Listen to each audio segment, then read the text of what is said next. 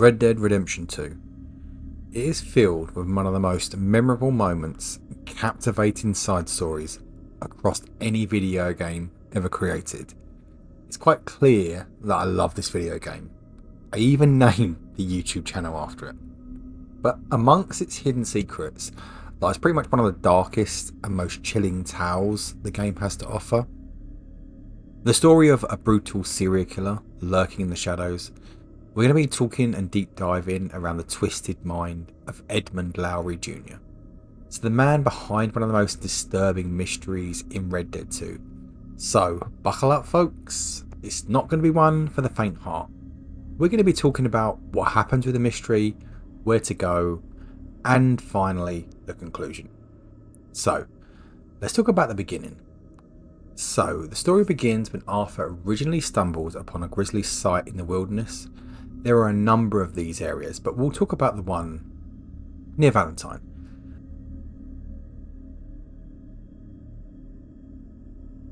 So he comes across a severed head mounted on a wooden cross. It says, "Look at my works," scrawled with blood-stained notes, and body parts strewn across the ground. So this is no random act of violence. This is the work of a meticulous, deranged mind. So the note also contains part of a map, so hinting at the location of the killer's lair. As Arthur explores the world, he can find two more equally horrific murder scenes. So each come with its own grotesque message, which we'll see.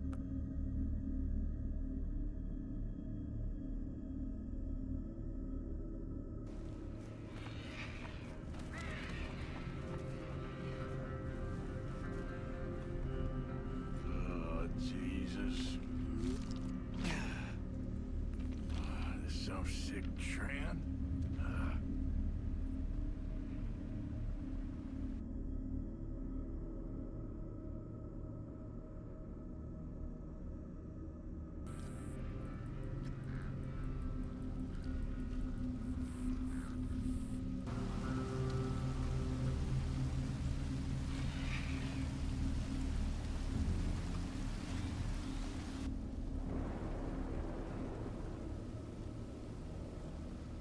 On the back of that, as you've seen, we can see the different pieces of the maps.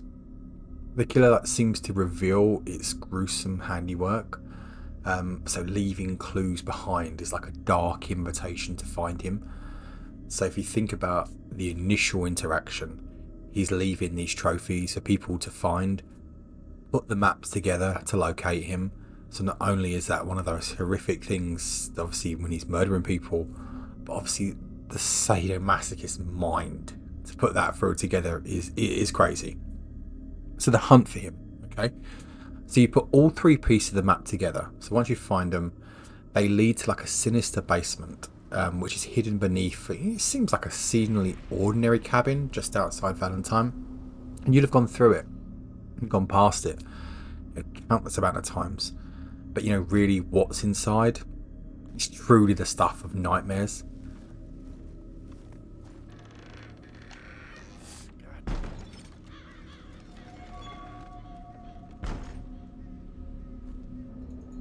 So the basement itself is like a twisted shrine of death.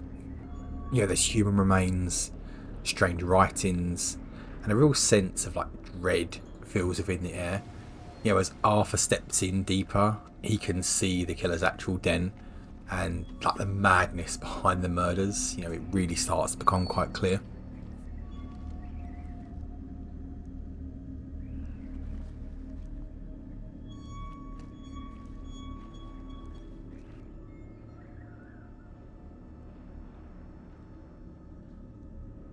And then, of course, we meet him. Have you come for me? Or was this all nasty surprise? Or maybe it's both. Maybe it is a nasty surprise, even though you knew I was going to be here. Which is it?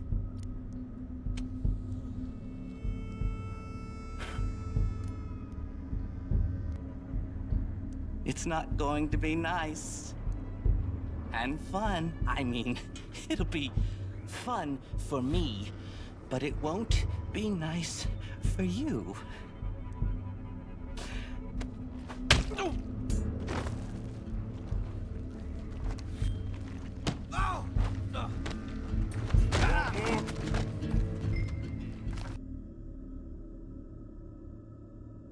So Edmund Lowry Jr.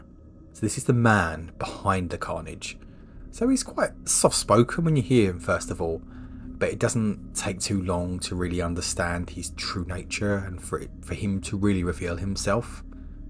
So he attempts to charm his way out of the situation, but his facade pretty much crumbles when he suddenly lunges for Arthur with a knife. So a struggle will ensue, and Lowry's reign of terror will finally come to an end, but this will be where you have two options. So Arthur can bring Lowry to justice, so you can drag him into Valentine to face the sheriff and ultimately, pay the time for the crimes.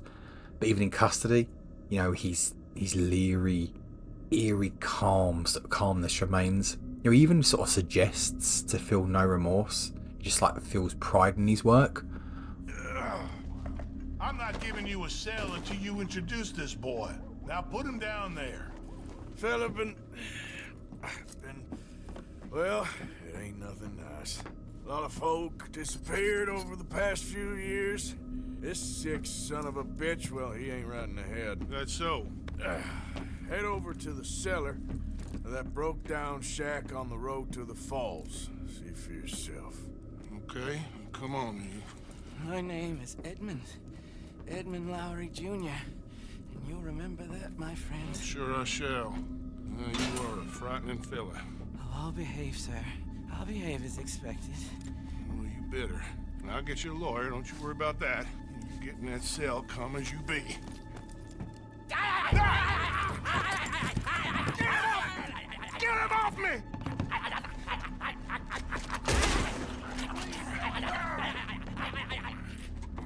In a final desperate act of violence, he will attack the sheriff, and obviously Arthur is forced to take him down once and for all. And just like that, the serial killer's twisted chapter sort of comes to a brutal end. It's quite a fitting and grim conclusion for one of Red Dead 2's darkest side stories. He's a very, very strange character and a very strange side quest story as well. Identifying and locating, vile scenes of where body and human remains are ripped to pieces to put maps together to identify his location is a very strange.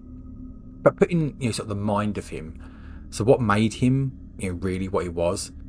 So unfortunately, it's more game theories and more fan theories that really reveals his backstory, but there's never a full reveal about him.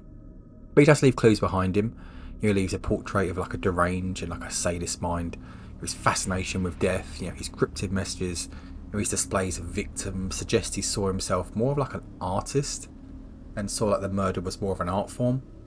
But this theme gives disturbingly common, it's quite common when it's related to the real world serial killers.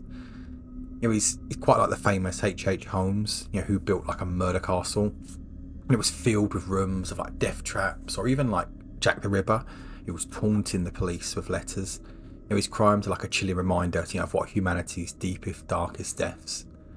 So in conclusion, Red Dead Redemption 2, I think it masterfully blends the storytelling and the mystery and this strange tale of Edmund and how it sort of fits in. This does stand out quite significantly as one of the most haunting narratives across all of the game.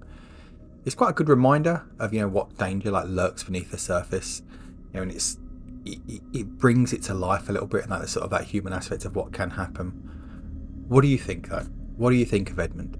Do you think he's one of the most unsettling and craziest side stories, or do you feel there's more?